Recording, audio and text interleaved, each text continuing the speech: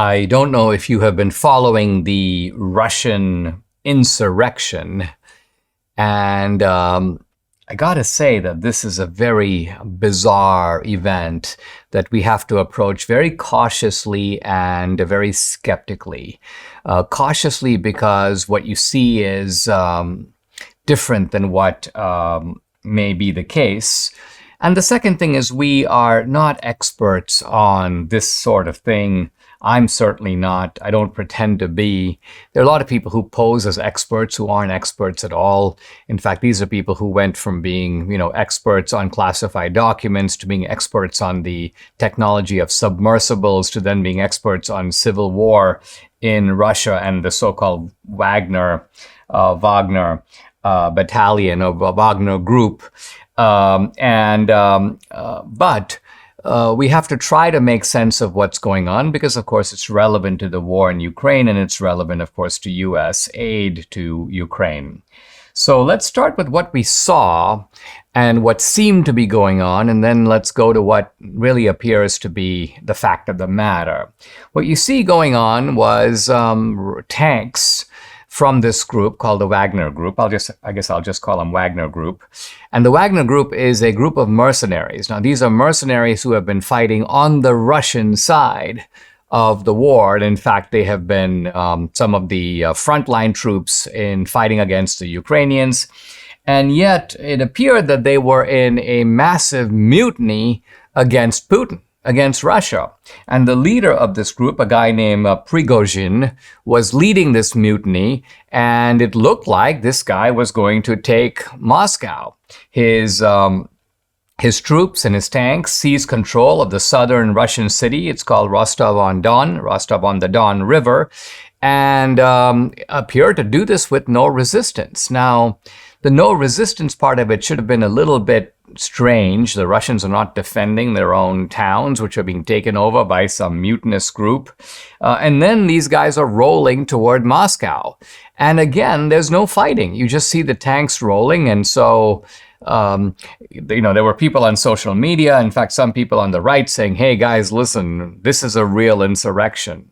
As contrasted with the January 6th bogus insurrection, you didn't see it with the Russian tanks, guys in animal skins or people running off with Putin's desk or any of that sort of silliness.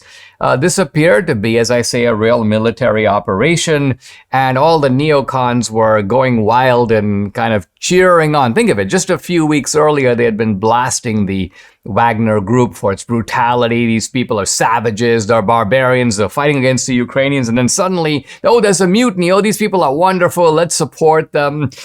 David Frum, my kind of ex-friend from my DC days, he's like, we should now prepare for the end of the war. The West should now lay out its conditions and offer the Russians peace in exchange for this and that. So here's this kind of pundit pretending to be a strategist, but there were some real strategists. Michael McFaul at Stanford, for example, also cheering on the mutiny, acting as if Russia is about to crumble. And then as these troops are going toward Moscow, and again, the funny thing about it was, Putin was playing along with all this. Putin comes on and I see him and he's very solemn and he basically makes a statement, something to the effect of, this is a rebellion and rebellions won't be tolerated in Russia. And so it sounded like Putin was a little bit alarmed and was mobilizing. There was even some talk about Putin being evacuated from Moscow. Again, only a report.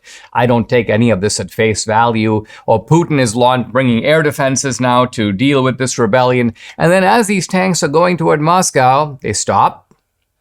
And then, really, I won't say without firing a shot, but let's just say without a single casualty, without a single fight, without a single battle, these tanks turn around and they start, the whole thing's over.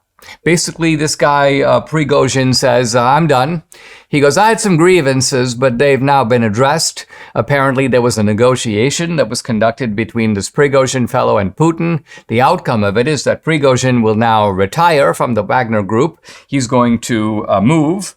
Belarus, I think. Yes, Belarus. So he's essentially now in exile, or Belarus is going to be kind of take over his safety. Now, if this was all genuine, I would say, In fact, here's, I saw David Petraeus, former CIA director.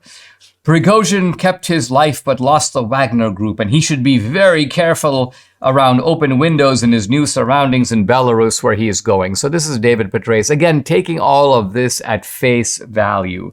But it's not clear to me that it should be taken at face value. Here's also Michael McCall, Republican of Texas, again, taking this at face value, quote, I think Putin's closest ally, Chairman Xi, is probably having second thoughts about his alliance that he made with Putin. Now, when I come back in the next segment, I'm going to talk about a much more likely explanation for the whole thing, which is that it was staged. There was no real rebellion. There was no real fighting. Well, we know there wasn't any real fighting. Essentially, this was a war that Putin won, quote, without firing a shot. And the question becomes, why would something like this be staged?